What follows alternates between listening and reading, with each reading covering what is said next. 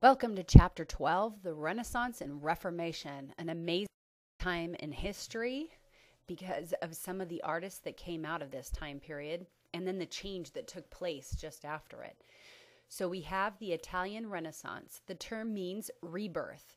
It happened in urban or city society and was an age of recovery after the plagues. You guys remember the plagues, the Black Death that killed so many people. It was the first time that there was actually a decline in the population growth. So there was a decline of the church. Individual ability was emphasized. People that could do many things were praised. Italian states. Unlike having Rome as the center of civilization in Italy, other states became important during the Renaissance. Italy had city-states again. And look, Milan, Venice, Florence, and then we'll see the Italian wars down here. Milan is in northern Italy. Francesco Forza took over. He was a paid fighter, which is a mercenary. He had a good tax system. And then in Venice, they had elected a doge. Trade was important, and the government was really run by the merchants. Remember, the merchants are people that sell things. In Florence, merchants ran the government. The de' Medici was a family that took control, Cosimo and Lorenzo. A preacher named Savonarola came into power by criticizing wealth. After placing strict rules on the people, he lost power and was sentenced to death for heresy eventually. The Italian Wars, you could see the dates there, about 30 years, fought between France and then Italy, Spain. The soldiers were mercenaries, again, paid, and Spain ended up in Italy as a dominant force. So you can see another slide here from section 1, Machiavelli and the new statecraft. Italian politics were described best in Niccolò Machiavelli's book, The Prince, showing how to acquire and keep political power. There's a quote, "One can make this generalization about men. They are ungrateful, fickle, liars, and deceivers. They shun danger and are greedy for profit. Let the conscience sleep if you're in politics." He abandoned morality in politics. So that was his idea of politics, and it's probably accurate today. Renaissance society. There were 3 social classes during medieval times: the nobility, the peasant townspeople. So you can see right there. Land, the nobility owned the land. Only 3% of the population belonged to this particular group. And then they knew each other, and they were born and not made. And there was military fitness education, and they would hide achievements but show them with grace. They should serve with prince nobility. Peasants and town people were 85 to 90% of the people. They rent and paid the landlords instead of service and food like they used to when they were serfs. Townspeople were merchants and artisans. And you could see the different, how they're broken up right there into the different area, the patricians, the shopkeepers, and the worker and unemployed. Family and marriage, and then of course there's the priests and the other people, but they're not listed here. People, a family and marriage, arranged marriages for a dowry, which is when you pay for the female with cows, goats, and money. Men were the center. Women held no wealth. Father's authority was absolute until he died and gave freedom before a judge. So here's section 2. Look there, Italian Renaissance humanism. It's the study of classics, Greece and Rome. Petrarch, the father of Italian Renaissance, because he did more than others, used classical Latin for reading. He felt a humanist should live in solitude. But then we talked about vernacular literature before, where it's the speaking of the people. And you remember there was a section for the Divine Comedy and how Dante had written and divided. He talked about hell, purgatory, and heaven in the book, The Divine Comedy. So you can see Christine de Pizan. She denounced men, saying that women couldn't learn. She was French, very prominent. Should I also tell you whether a woman's nature is clever and quick enough to learn speculative sciences as well as to discover them, and likewise the manual arts? I assure you that women are equally well suited and skilled. Education in the Renaissance were liberal studies, history, moral philosophy, eloquence, grammar and logic, poetry, mathematics, astronomy, and music. Educate to follow virtue and wisdom lasted until the 20th century, and to make complete citizens, not great scholars. Women did not really attend school. So if you look at this map, first of all, you can see David to the right, and David is from the Bible, David and Goliath, and he threw the slingshot and killed Goliath. He was sculpted by Michelangelo. It's amazing that that's carved out of hard stone. So when you're looking at this map, you can see the different areas of the people. You're going to see pictures from some of these artists, including all the way up there, Joan van Eyck at the top, a painter.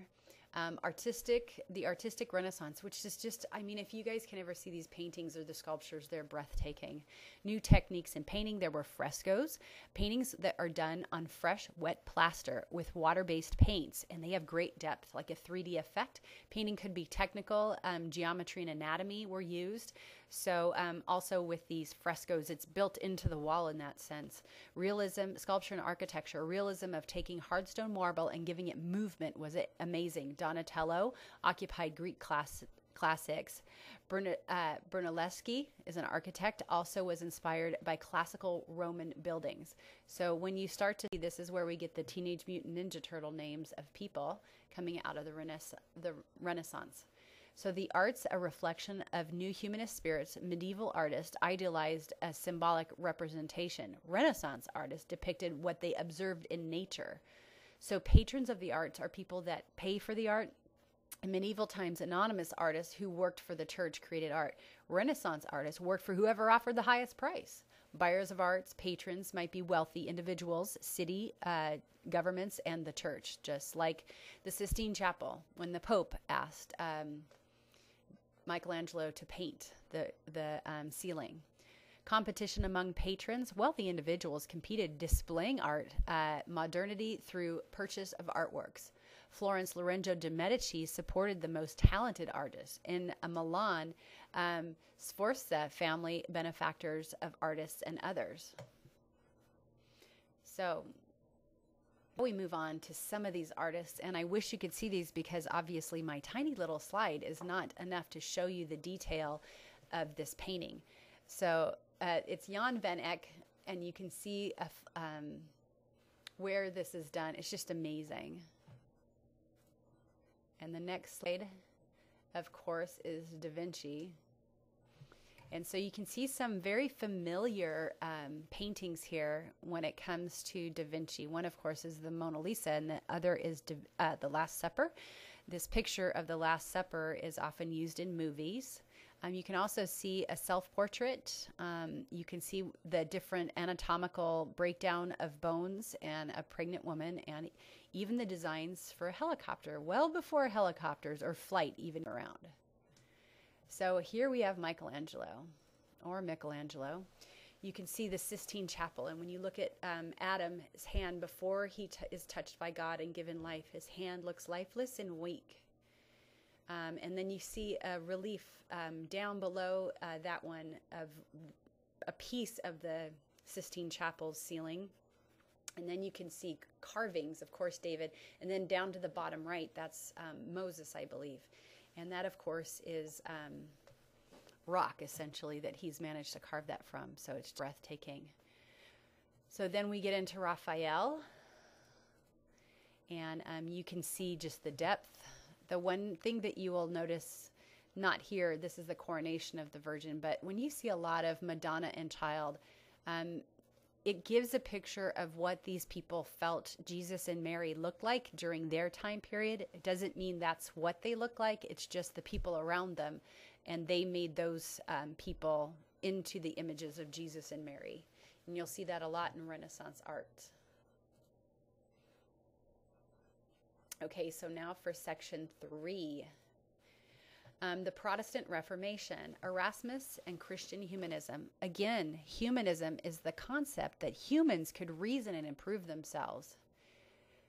Erasmus was a famous humanist who stated the philosophy of Christ movement.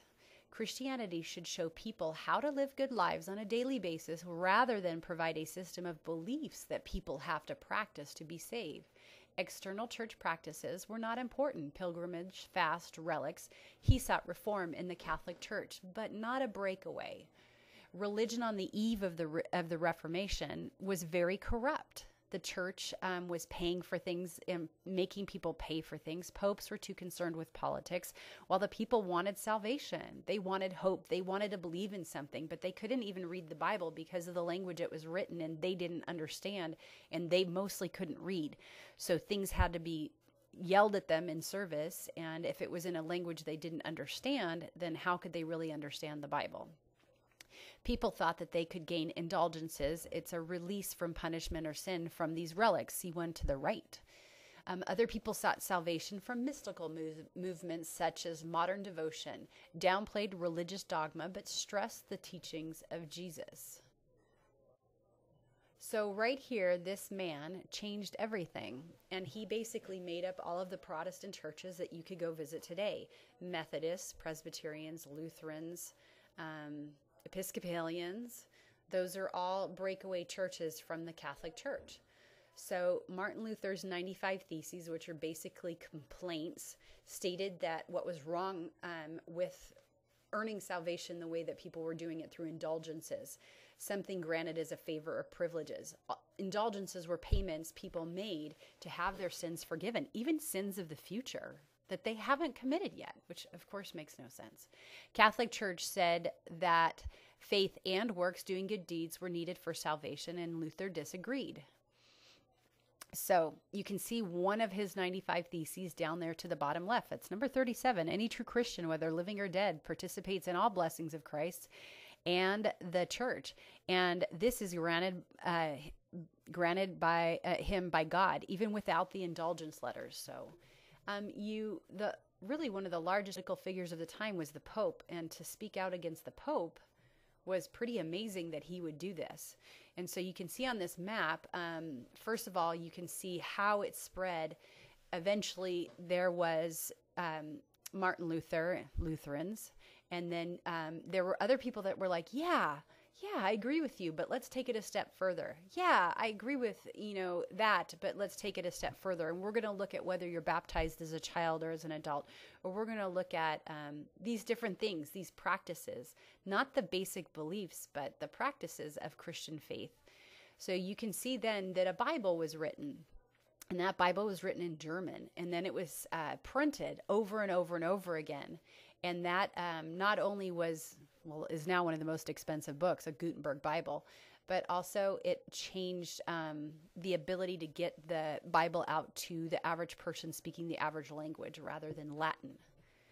Okay, so we're coming up, you guys, getting close to the end of this chapter, and I kind of wanted you to see the way the printing press works. And so you see an image of Johannes Gutenberg over there of Germany. I was the founder of the movable type. You put one character in the spot for each letter and print one page at a time. Okay, one of those Bibles today would be worth about $25 to $35 million. And you can see a representation down there of how you would print one page, and you could print it and print it and print it and print it. You'd wipe it with ink, then you'd press it. It's just amazing to think how long that would take. But that's how those Bibles, it used to be that they would write by hand, the monks would write by hand. And so this was a huge improvement, much faster than that. But by today's standards, when you click print, it's just incredibly slow. So here are some of the Protestant reformers. And you can see Ulrich Zwingli, John Calvin for Calvinism. And he, of course, then it's Presbyterianism. But one of the most interesting is Henry VIII, the Church of England.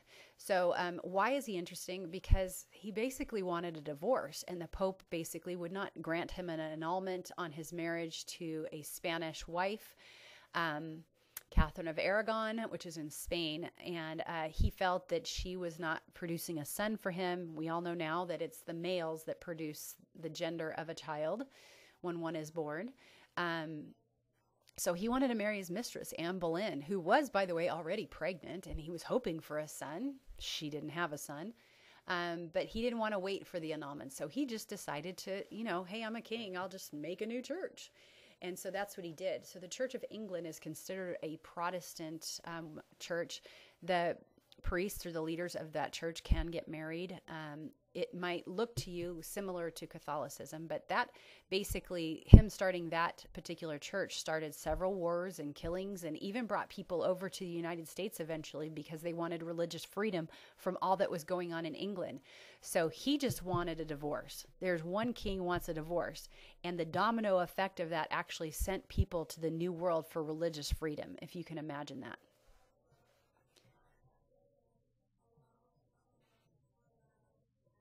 So this slide is just reminiscent of everything that happened. I wanted to make sure that you understood that there is a meeting, the Diet of Worms. That was the meeting that